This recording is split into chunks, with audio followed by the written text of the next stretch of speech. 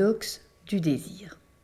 C'est vraiment le moment dans cette formation pour vous expliquer que c'est parfaitement normal que vous viviez des moments où vous n'avez plus envie, plus l'élan de désirer votre compagnon, celui avec qui vous vivez peut-être depuis des mois, des années, des dizaines d'années peut-être. Qu'est-ce qui se passe dans le désir amoureux et érotique?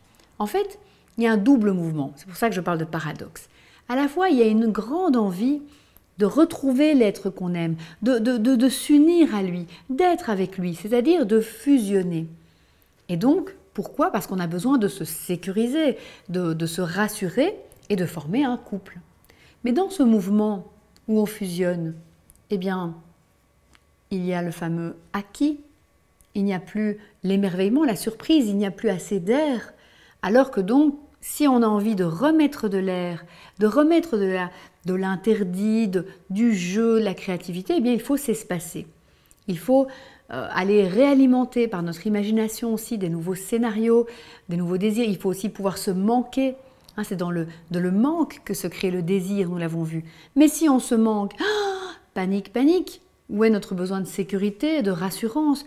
Et donc, en fait, il y a un double mouvement comme ça qui s'effectue.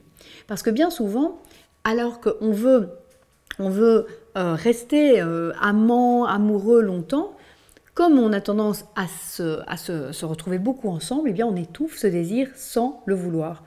Et donc, si on regarde dans la nature, puisque nous sommes des mammifères, en fait, tous les mammifères qui vivent longtemps n'ont pas le même partenaire sexuel pendant des dizaines d'années.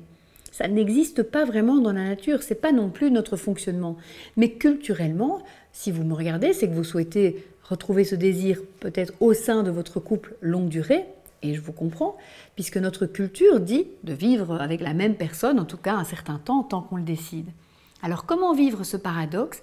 Eh bien d'abord en le comprenant, en se disant « oui, j'ai envie d'être unique pour toi et d'être exclusive avec toi, et donc que tu ne désires pas d'autres personnes, que c'est entre nous que nous vivions ce beau désir ». Et en même temps, quand on fait ça, on l'étouffe un peu, puisque je te donne l'illusion que je suis acquise et tu me donnes l'illusion que tu es acquis.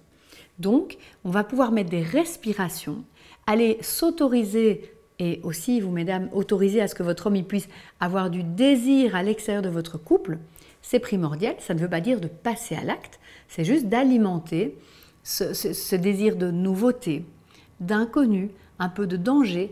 Par exemple, je vais vous dire concrètement, si vous sortez à une fête d'anniversaire, à une fête tout court, en couple, eh bien prenez un moment où chacun vaque et peut-être même joue un petit peu de séduction, une séduction un peu gentille, hein, vous voyez le côté charme, peut-être déjà d'être dans des tenues très élégantes, très sexy. Eh bien, il y a quelque chose d'un petit peu titillant, grisant à voir son partenaire qui plaît à d'autres, qui charme, qui séduit, et vous de même.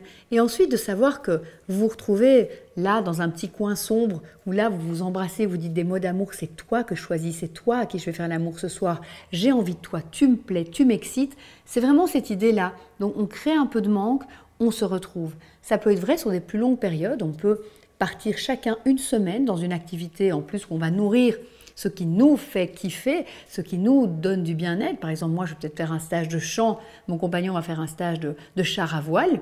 Hein, il va se sentir dans son dynamisme, dans sa virilité. Moi, je vais me sentir dans ma joie, je vais partager ce moment avec plein d'autres personnes. Et puis, il y a un petit peu de manque qui se crée forcément, en plus de l'inconnu, qu'est-ce qu'il a fait, qu'est-ce qu'elle a fait, et on se retrouve. L'idée n'est évidemment pas dans ce paradoxe de fragiliser, d'aller appuyer sur la blessure de jalousie ou d'inquiétude chez l'autre, mais plutôt de le comprendre, le paradoxe, et de se dire que si on n'a pas envie d'étouffer notre désir, alors remettons de l'espace à l'intérieur.